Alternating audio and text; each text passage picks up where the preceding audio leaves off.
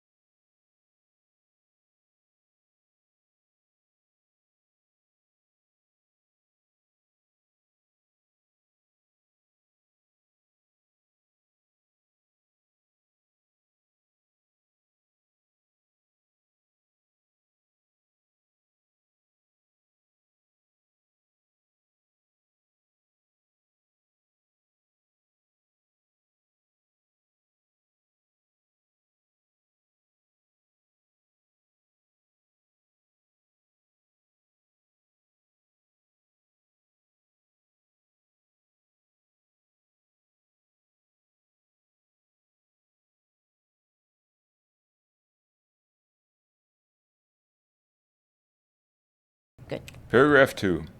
What could God give but knowledge of himself? What else is there to give? The belief that you could give and get something else, something outside yourself, has cost you the awareness of heaven and of your identity, and you have done a stranger thing than you yet realize. You have displaced your guilt to your body from your mind. Yet a body cannot be guilty, for it can do nothing of itself.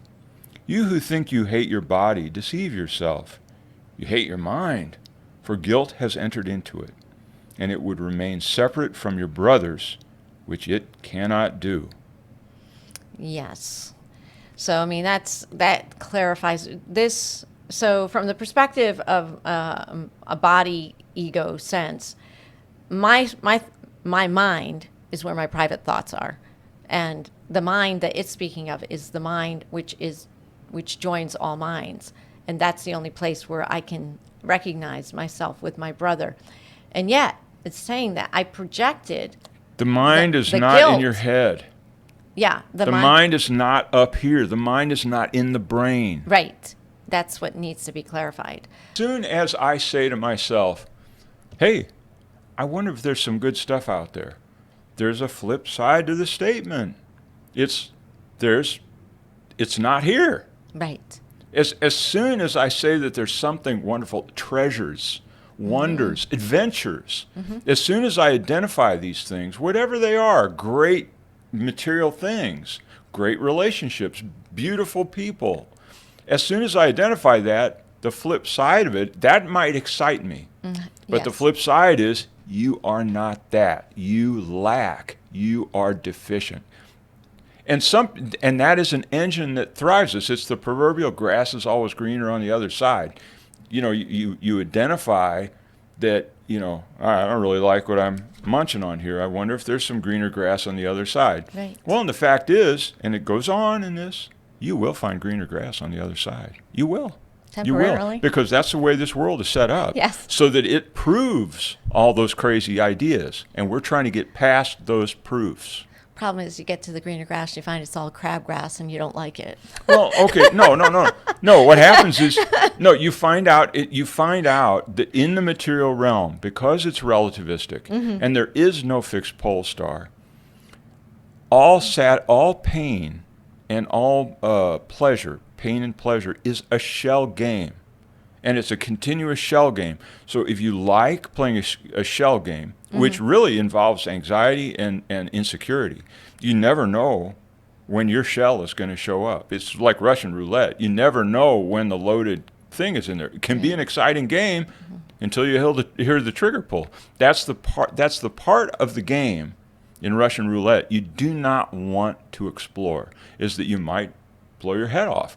You know, and the whole egoic world is that shell game, and we never know when it's going to blow up. Right. So what I'm saying is that yes, there is greener grass, and you might go over there and it's sweet and succulent and wonderful, and there's a huge supply of it, but then you find out some caveats. There are always caveats. Right, that's what I mean. To whatever wonder you discover. Right. I mean, this is the whole thing with Hollywood, right? Yeah, now I'm an NBA star. Now I'm a movie star. Now I'm a rock star idol. I'm some sort of a thing. There are caveats. There's no escape from those things. I agree. So I just want to emphasize again that the body cannot be guilty. It's only the mind. Okay, so we tend to displace the guilt onto the body from the mind. Yet the body cannot be guilty, for it can do nothing of itself. And it is said repeatedly that the body is neutral. And okay, let's just think about it. What is guilty about a body? What's condemnable about a body? So fill it in. Fill in some blanks. You got some stuff. Well, what is it? Tends to be all kinds of judgments, and it tends to be a lot most of the time. The It guilt hurts? Yeah. It hurts. The body hurts. Yeah, the body hurts. You're trying to hold a book up and you decide you want to hold it up for a year and you're only good for a few minutes. Well, that's a failure. The body fails. Right. You get old, you die. Sexual promiscuity is considered the guilt of all times. Well, It was. Yeah, sure, exactly. Yeah, so there's guilt in the sex thing, and there's guilt in the overeating thing, and there's guilt in the deceiving your friends or brothers or whatever. Yes. Cowardice, very, very guilty. Running from Laziness, the field of battle. Whatever. Whatever. There are many, many things that we can lay on the body as guilts, and the body proves us out for all those things. Yes. But it always originates in the mind and then is projected out. Okay, onto the body. I'm going to explore it. I'm on a battlefield. Bullets are whizzing by.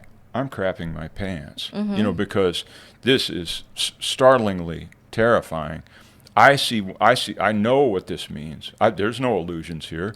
This thing is going to tear me in half. And so I run, or I go away, or I dodge the draft, or whatever level of cowardice I experience, and then have this shame. And the culture comes in and says, shame, shame, shame, because you didn't sacrifice that body for higher ideals. Your body isn't, unless you give up your life for your friends, you're not doing it right. Right. So that there's that level of guilt that we play in this thing.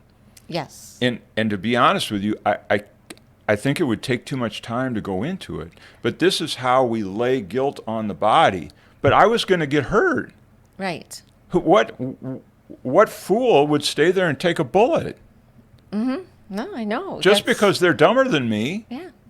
But then agree. you're still caught with that. And it's the same with sex. It's like, well, it feels so good. What the body made, the devil made me do it. Like Flip Wilson used to say, it's like, well, I got into all this sex stuff.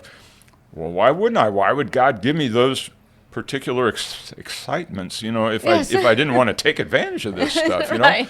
And so that there's these arguments, and we can lay it on the body. Even Paramahansa Yogananda said, the nest of the troubles begins with the body.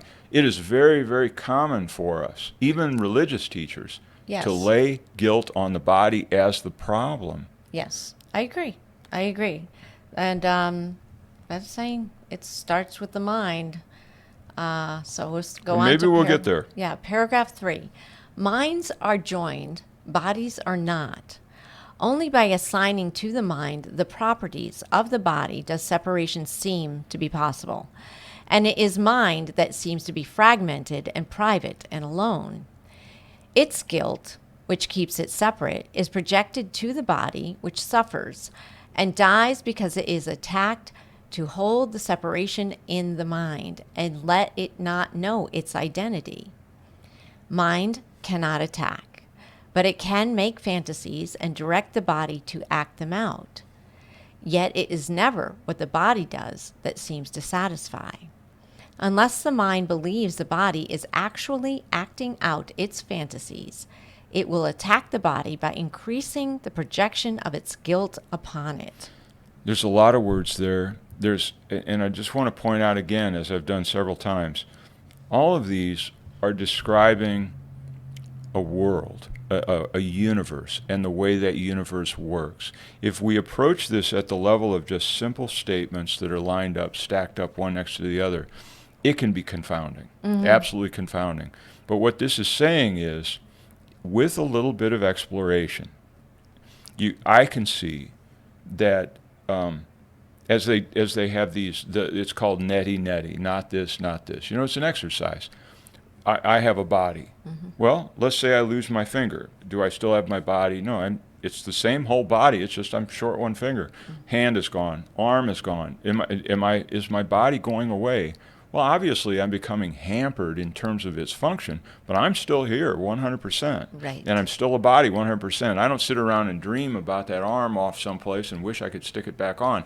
That's a wish, or a wish fulfillment. But the fact is, my perceptual reality is if I lose all my arms, all my legs, all my internal functions, I'm hooked up to machines, and I'm just a torso without hardly any cognitive function, I still locate this thought process in this thing that's left over. And I never say, I'm only half here. I'm still there 100%. Right. It's relative. Right. That's a very good example. So we have to go through this process of understanding that, the body, the split mind, as Joanna pointed out, the mind is literally split in half. Mm-hmm. It's two halves. So the split begins at the level of the brain. Right. And then the brain has two different kinds of thought processes, which you want to say are minds, but they're not. They're epiphenomenon of the brain. Then you have the body as a further, also bilateral symmetry, right, left, up, down, head versus tail. The whole body is full of these dualities. Yes. Then I go further out, and I have the stuff that I have in my life. Things get further and further away from me. Then I have the stuff in my life, and outside of that is a community. You know the story. It's nested dolls of what we call reality into society and the world and the threats and the unique aspects of all those things. It's all symbolic, and it all sources in the mind. Right. None of it has any reality whatsoever other than the reality, as it says in the Course, but we got to go slow walk it. It only has the reality that I give it. That's true. It has the quality that I give it. I'll give you an example.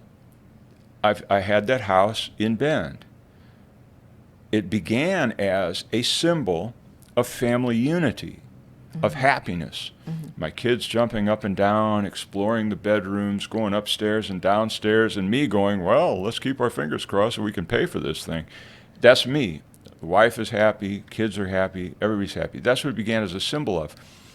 Very, very quickly, it became a symbol of a prison to my wife, and for me, it became a symbol of a kind of a Waterloo, like a battleground where we were going to have some sort of ultimate battle. It became a symbol of battleground, a symbol of prison. So she and I are splitting, right? We're splitting, but we both have the house as a symbol, separate symbols. Eventually, the house became a symbol of my own ultimate desires and my ultimate, ultimate things, larger things. Call it, the house became like a spiritual issue. In other words, if I cling to the house, it's going to drag me to the bottom of the lagoon and I'm going to die. So the house became, like the body eventually becomes, something to cleave off and then be free of this. It became a symbol of freedom, right? Yeah. So house, you see how the house, the body, all these things are changing. Yeah, we give it all the meaning that it has. Yeah, so I just want to point out that when it's talking about these, it takes a little bit of time to go through this exercise. Instead of just saying, none of this makes sense, real is real, unreal is unreal, I don't understand what this is saying. If by chance someone is saying that, because it seems exhausting to go here sometimes. Just recognize that I determine what those things are. Notice that my house changed its essential reality over the course of how my life was changing. Right. And life and ideas. That's just a small example. Does that make sense? Yeah, of how all things are a symbol of what the mind makes of something at each point along the way. It's got a different relative relationship with it, depending on what is going on in the life of the mind. Well, let me quickly drag in the most frightening manifestation of that, which is the love relationship. So Joanna and I have ideas about who we are to each other. She symbolizes something, I symbolize something to her. We're trapped with this. Yes. Now, what you realize is, yes, we are living in a world of symbols and mind structures, constructs. We're in that. And so that what she and I have to do, as let's say we're doing the Course in Miracles, is to not say, wow, we're going to make this more and more solid. We're going to make this solid and solid and solid. I'm going to do it by reading books on how husbands treat their wives and all that. Not a bad idea. Not a bad idea. But I'm just saying, you don't make your relationship more and more solid to where it's impervious. No. If you're doing the Course, you will find out that it's impossible. And you will be threatened in order to grow truly. And so that what we have to do is realize she's a dynamic entity. I'm a dynamic entity. We share that commonality. We don't know what that commonality is, that common brotherhood that is here. But somewhere we're hidden in this special relationship is the holy relationship. And only by us deciding, reveal yourself, holy relationship, reveal yourself, does this become, I agree. It can be refreshed, renewed again and Yes. again, despite those shifting symbols, despite the relativity. Yeah, and also I just wanted to reflect on the idea of mind, and that God said, "I am a thought." The sun is the thought extension of the mind of God. There's only one mind, and it is the mind of God that has a thought that is extended, and I am that thought, which makes me the effect, of that whole thing. So the mind that we're talking about, as you said, is not just what I think in my little mind, because ultimately the only thoughts that are real are the ones that are like God, they're the only, everything else is Right, those are just, but in a sense, those are just words. And the way that it falls out to me, the way it falls out is there's only God, there's nothing else. Joanna and I are talking here. It's absolute arrogance to think that we're not other than just God. That's all. Because if you just think about it logically, there can only be God. That's all there is. Now, God, being love, decides to express love. The expressed love of God is the Son of God. Yes. So this is where we come in. And you start to have like distillates of God's love and the interpretation of those things. And then, the Course is talking about the mad idea and the separation and all that stuff. But in the end, there's God and his love. And that's all there is. Nothing else is going on. So rather than me trying to work backwards and try to say, well, how are we being godly? No, you just have to assume on the front end that it doesn't make sense that there is anything here except the whole thing. That's Right. all that's here, is the Right. whole thing. And if I'm trying to be godly, that's usually from another place. The only way that extension of love really happens in truth is by uniting with God, with Jesus, with the Holy Spirit. And that is the remembrance of who and what I really am. If I can unite with that which is an extension of God, that means I am also an extension of God. So the bottom line of it, paragraph 3, minds are joined, bodies are not. And that the only way that you can separate minds is by treating a mind like a body. So you can see that a body is a symbolic gesture of separation. Yes, it is. It's like I can say to Joanna, I said, well, I've got my bank account, you got your bank account, they're separate bank accounts. Well, that's a game. Right. That's a game we're playing. It's like, because if you're married, it's like my money is your money. But once you're in the game, the idea is to how to find your way out of the game, which means that I need to see you as myself. The whole thing is that I come to recognize that you are not other than me as a big I. And when that starts to happen, the dream begins to, it transforms. It transforms into another awakening dream, meaning the happy dream. And that's our work. Okay. That's all I can say. That's our work. It's a deep one. Paragraph 4. In this, the mind is clearly delusional. I'm going to go back and catch that last sentence. Unless the mind believes the body is actually acting out its fantasies, it will attack the body by increasing the projection of its guilt upon it. Meaning, the egoic world needs the body to prove out its wisdom, to prove out its intelligence and its reality. It needs it. So in this, the mind is clearly delusional. It cannot attack, but it maintains it can, and uses what it does to hurt the body to prove it can. The mind cannot attack, but it can deceive itself. And this is all it does when it believes it has attacked the body.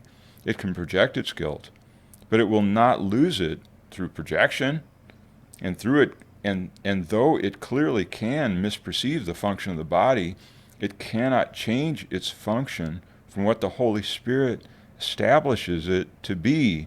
The body was not made by love, yet love does not condemn it and can use it lovingly, respecting what the Son of God has made and using it to save him from illusions. We're talking about large dynamics here. It sounds like we're talking about the body, and that is in fact beyond, and this one's called Beyond the Body. Yes. We're trying to get past Yes. the body as a topic of conversation. But you have to recognize where it is in the mind as far as what we conceive of it before you can get beyond it. The body is symbolic of my containment. That's what it is. The body is a symbolic of your separation. Of my separation. Yes. Because as you know, it's like you got a bunch of people in a swimming pool. There's symbolic separation because they're all swimming in each other's dead skin cells and fluids, and God knows what the kids are doing. It's like you're all in the same bathtub. Right. So energetically, we're all in the same bathtub. And even in terms of what this body does in terms of shedding skin cells, like you replace your mouth lining and your tongue, I think something like every 7 days or something like that. Your bones are replaced like every 7 or 12 years or something like that. So the body, if you sped it way, way up, you can see it's just melting down and rebuilding continuously. So even the body is only a placeholder for this. All the cell functions, all it is, I told Joanna, even if you go down, I know you know this, is that when you go down to the cellular function, you don't find matter. You find radiance. You find luminance. It's light. You find light. So the body itself, no matter how hard or difficult or limited or whatever it feels, these are all manifestations of that symbolic quality of body that I bring to it, which is so good at proving out our limitedness. It's so good at that. Right. That's what it was built for. That's why it said it was not made out of love. It's saying that because you can see that the body is really, really good at proving that we're different, we're separate, she goes her way, I go my way, no harm done, everybody can be separate from each other, so if they so choose. This is the symbolic nightmare that the ego is there to enforce, using the body as a whipping boy to prove out those things. Yeah, and to project its guilt, either onto itself or another. That's what the body's for, is to project guilt onto. That's my understanding. Well, okay, but like with everything else, it's again, Flip Wilson, the devil made me do it. I did something, and I feel an onus of responsibility coming on me. It's Adam and Eve in the Garden of Eden and stuff like that. Adam, you screwed up. And he goes, well, no, she made me do it. There's this blame game that we do. And the body is literally the first line of defense. Yes. How many times have you heard, we're only human? What does that mean? What does that mean? Only human means what? Only a body. That's all it means. That's all it means. That means I'm a body. Somebody, a guy just left a great comment. I'll probably butcher it, but from I think Emanuel Swedenborg, where he said that that it's not. Anyway, Swedenborg says that God is human. Okay, I'm going to butcher the quote, so I'm not going to try it. God is human. That's why we are who we are. It's not like, and so then, okay, what does that do to you when you say God is human? It means, well, what does it take for me to be human? I've always said human beings can't be divine, but that switches it, so we need to become more human. Right. More loving, more compassionate. Become human like God is human. Those are just labels. Right. But that label does a mind trick on your head to where you say, how do I become more human as a good thing? Yes. Instead of just saying we're only human. As in human and humane. So Yeah. that, you're not doing attack and defend and destroying yourself or others. Well, the deal with laying guilt on the body and that whole role of guilt, and we've talked about it so much, and there is that video that needs to be made just strictly about what is guilt, because it's a confusing term. Right. And just as this conversation on the body, I'm going to say here, the Course is saying body, body, body, body. And what it's saying is model of separation. Substitute that term model of separation I for agree. the body. It's a game we play, and the body is the obvious thing walking around going, well, see, look, I'm separate. Yeah, it's always moving me when I do it from a thought system that derives just from the idea of, as you call it, solipsistic, which means everything is my entire world is what I make of it right here through my mind, through this centered spot. That's why I was saying, that this is a type of a pole star.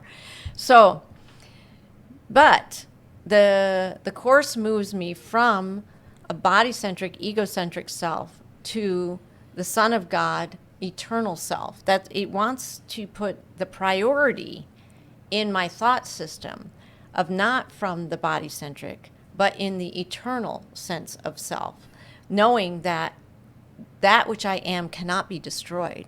It cannot be hurt. Nothing can happen to it. And I just want to say, the elephant in the room is this. That's impossible for us to understand. Exactly. And the elephant in the room is the miracle. Yes. That's the only way. The miracle is the only proof that proves against the body. The body proves again and again that it's separate, it's flawed, it does this, it's a great vehicle for guilt. Whip it, send it off into the desert, burn it at the stake, crucify it. Good deal. Mission accomplished, even though you still got your guilt. You laid your guilt on the body, and it says that here. Right. You lay your guilt on the body, and you can do anything you want to. You can drag it around the walls of Troy until it's rotted, but you've still got your guilt. You've still got your problem. The Right. body does nothing to solve anything.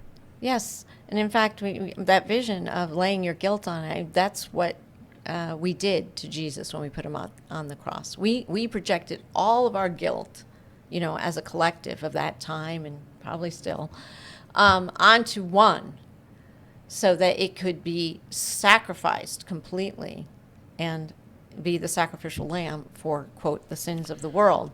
Interestingly enough, it obviously does not work. Okay, I want to say, which is interesting. rather than comment on, because that is rich. Yes. That's very, very rich. The crucifixion, the resurrection as a topic of, the historical Jesus' role in salvation history and all this kind of thing. Very, very rich. And I would say that the most important thing about it is, before we even have a conversation about Jesus or salvation history or even the body, understand the importance of symbols to us. And just notice how the words on the page are symbolic. The words as they form in my head are symbolic. The stop sign is symbolic. The government is symbolic. The Senate is symbolic. Wars are symbolic of something. It's really just mass destruction. Buildings going up or down is symbolic. Right. Constructing them, destructing them. People and who they are and how they identify, it's all symbolic. Symbols, symbols, symbols. We live in our heads. It's very important before we have any kind of coherent conversation about theology or philosophy or anything, is to realize we got a deck of symbols, and we're just Right. trading them, and we're combining them, and we're working with symbols. That's where we're at. And the Course is saying, very important, what deck you're using, what symbolic deck Exactly. you're using. Is it stacked, or is it a real game? Is it the real thing? Right. I agree with that. Okay. Okay, paragraph 5. Would you not have the instruments of separation reinterpreted as means for salvation and used for purposes of love? Would you not welcome the support, the shift from fantasies of vengeance to release? Would you not welcome and support the shift from fantasies of vengeance to release from them? Your perception of the body can clearly be sick, but project not this upon the body. For your wish to make destructive what cannot destroy can have no real effect at all. What God created is only what He would have it be, being His will. You cannot make His will destructive. You can make fantasies in which your will conflicts with His, but that is all. Let's just take an image of the proverbial nightmare scenario of a shooter that goes into the bank with an automatic weapon and mows down everybody in the room. Okay? Now, those people aren't going to pull out their Course in Miracles and start, seeing how that this is all an illusion and all this kind of stuff. It's horrible. There's blood everywhere. It's a mess. Lives are destroyed. People's minds are destroyed. But and that is what the Course is saying about how we use the body in terms of the media's use of the body, like that scene, how we hold the person with the big gun, or how we hold the victims of the event. Those are all symbolic as well. Right. I don't want to make it seem like this is like I'm cold about this. It's just it's necessary to stop the cycle of violence that we have to understand what we're really doing. And what we're really doing is manipulating the body to prove out untenable ideas. We don't bother staying around long enough to see that these ideas are untenable. And we just moan, and we go to funerals, and we rub our hands together, and we go to the hospital, and we watch the drip, drip, drip from the IV. All these things happen, and we just go, woe is us, constantly praying, wishing, hoping, studying against the body and what it's going to do to us. And we've got, as it says, beyond the body, we've got to start to get past, because what's one thing that I have to get past? The fear that my little diatribe that I just said about the body is going to come back and bite me. And somebody's going to see, Phil, look, you got to suffer just like everybody else. We got to get past that fear that, because it's necessary to begin to get away. Because what that fear is a gun to the head. It's the ego with a gun saying, you're going to do what I tell you. Right. You're going to believe what I tell you to believe. Right. And the minute you don't, I'm pulling the trigger. It's all over for you. And yet it won't ever pull the trigger because it requires you. It will keep you this close to death and fear. So we have to be willing to go ahead and entertain the frightening scenarios of my own physical illnesses or the cancers and the problems and the car wrecks and just realize that yes, there is a world of carnage, that frightens us to death, and we just want to stay away from it and Right. stay clear. Build higher fences. Build, more separation. But That's what it wants. But to get past that, it takes this understanding of what's really terrifying us, what's really frightening about it, and be willing to go there. I'm saying, if that process of gaining courage in the face of these kinds of horrible issues is, let's say, 100, if the courage, me talking about it right now is 1.5. I got 98 and a half to go in understanding this problem. In other words, it doesn't go away just because you said the body is a dream or the body is the body is a symbol or an idea. This is a work. It's a constant work that we have here, and the only way to accomplish the work says it. You know what it is? Fill in the blanks. The miracle. Yes. That's the only way to do the work. Because I call it the holy instant. The holy instant. But the holy instants are here. Yes. But we release them through our creative agency, our creative relationship with the Holy Spirit. Yes. The miracle does not, the holy instant doesn't manifest, blossom as the miracle without our willingness. That's true. Absolutely. So we bring our willingness, and only the miracle, and only the science of miracles, the desire for this miraculous relationship, and to go that's the only thing that can carry me from a terror of what's going to happen to my body, which are, I'm telling you, real concerns. Yes, they are. Yes. But I did in this particular, I agree with you on all of those things. In this particular paragraph where it's going to use what I created, would you not have the instruments of separation, which the body is, reinterpreted as a means for salvation and used for the purposes of love? That can only happen when we call in the Holy Spirit. Would you not welcome the support, the shift from fantasies of vengeance to release from them? Yes. Fantasies of vengeance to release from them. Yes.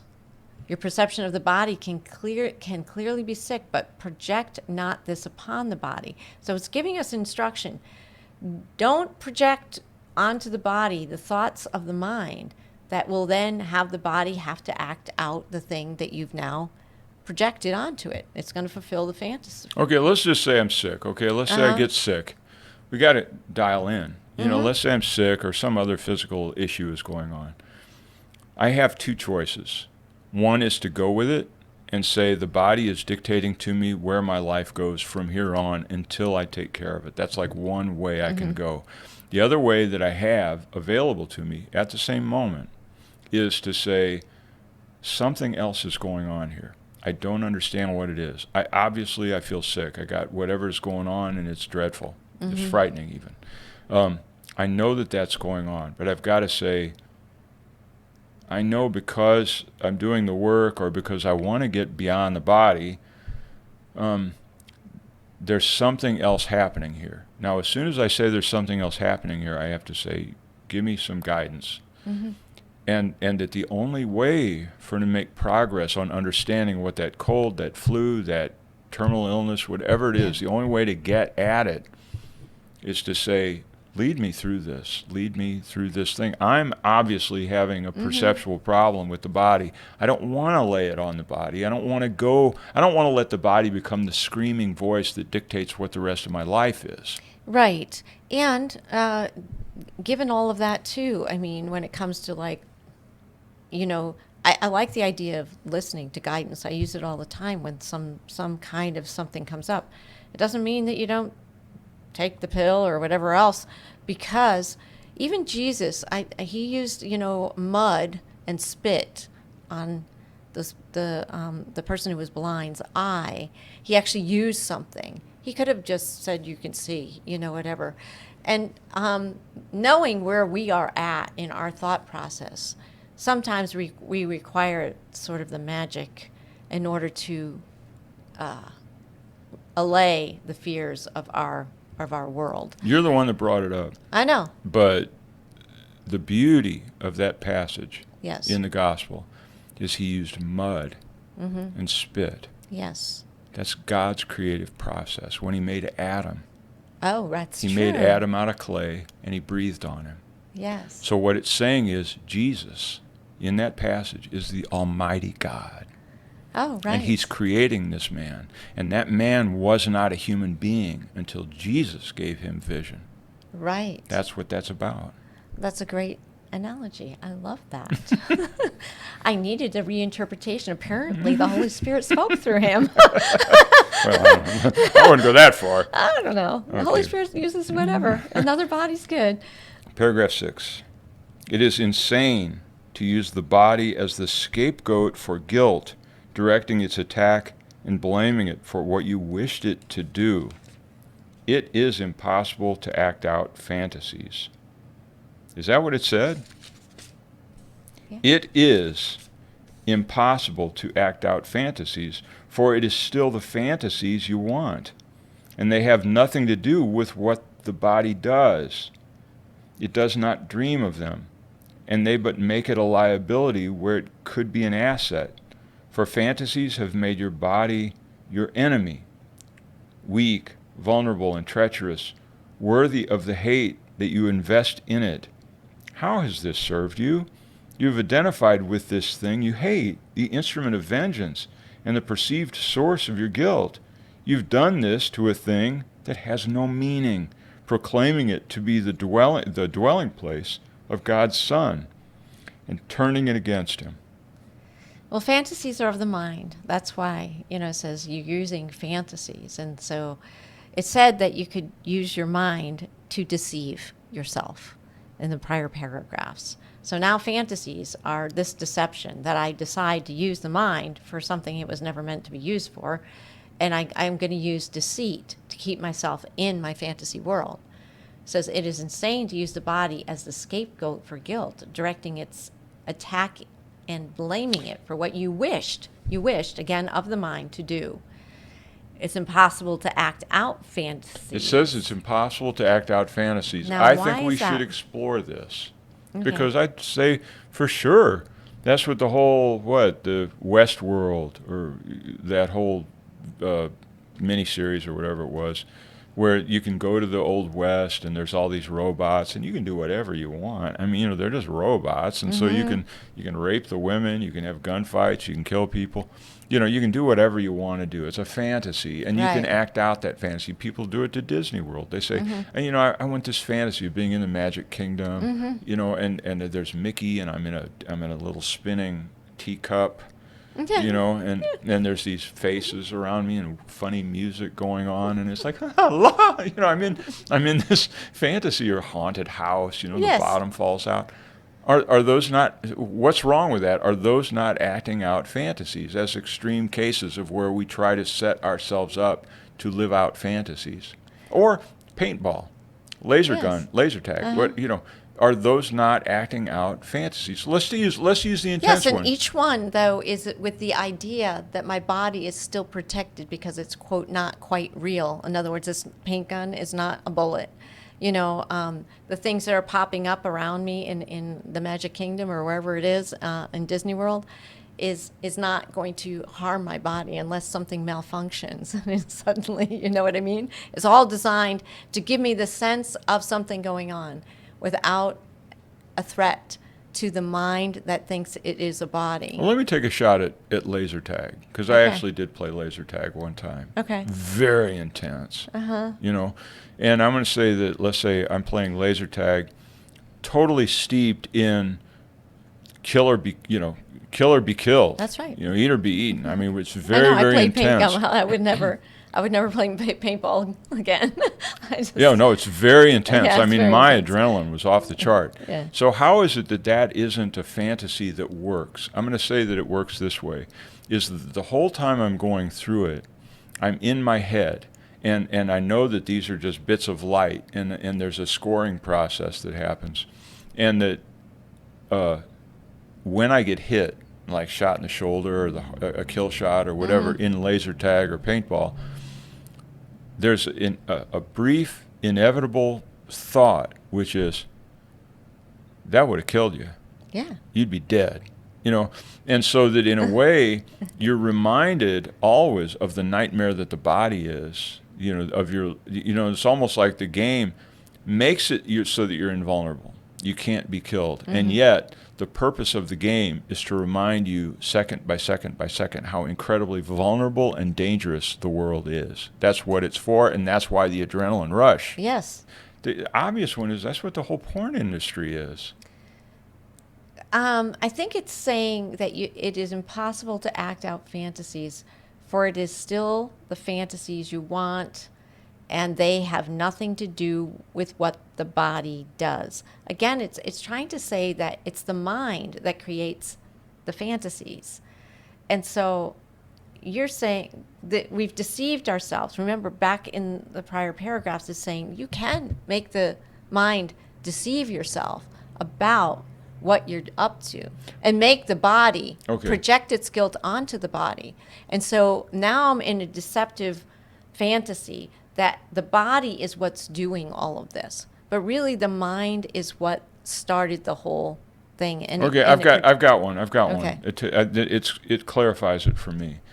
Take whether it's pornography or laser tag, or I'm going to use the Taj Mahal. The Taj Mahal, which is that prince or whatever it was built that thing for his wife, and he supposedly was going to build two of them. So let's say his goal was to build heaven on earth, and he employs the best craftsmen. Any amount of money is okay. Just he gets the finest materials from wherever he gets them.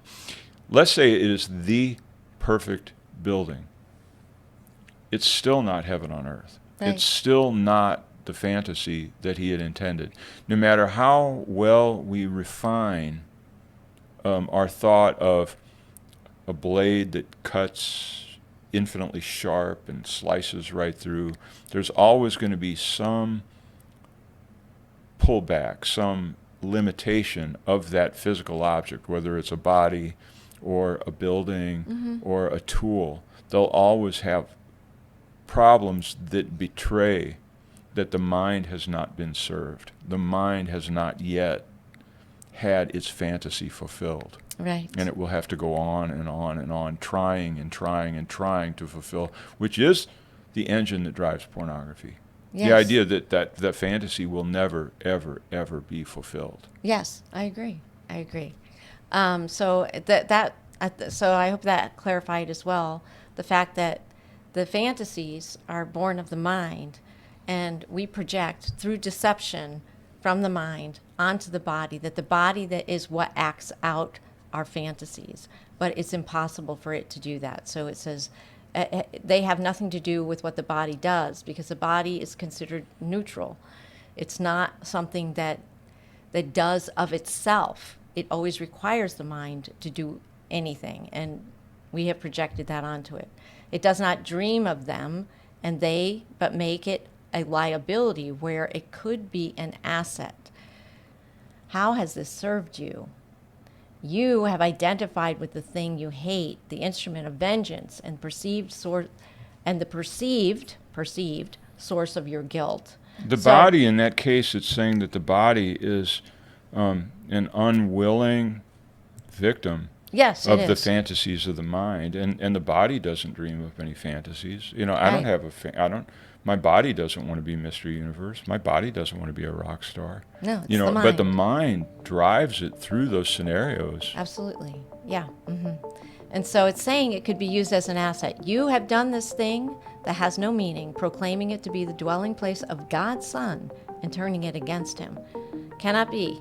Well, instead of me, in the case of being Mr. Universe or being a rock star or any other kind of a fantasy, I will employ the mind will employ the body to go through these fantastic scenarios when it could be joining with the brother. Yes. It could be saying, well, this is really a hopeless scenario in terms of achieving some sort of godhood in this. Like I'm going to take this Taj Mahal and I'm going to take it all the way to heaven. It just doesn't work. Right. And if I can have the wisdom to say that, I can part with the Holy Spirit and then really do have the kingdom of heaven. I really do have the essence, or what the guy would fantasize as the Taj Mahal. It would be the kingdom of God. Yes. But that can only be done through this partnership, so that you and I are united, and I don't become more and more powerful and more separate. And we're probably going to break it right here, because this is a long section, has 13 paragraphs or 14 paragraphs. And so we say, join us again, and we'll just take off from here. Look for part 2. Yeah, look for part 2. Thanks. This is part 1. Thank you.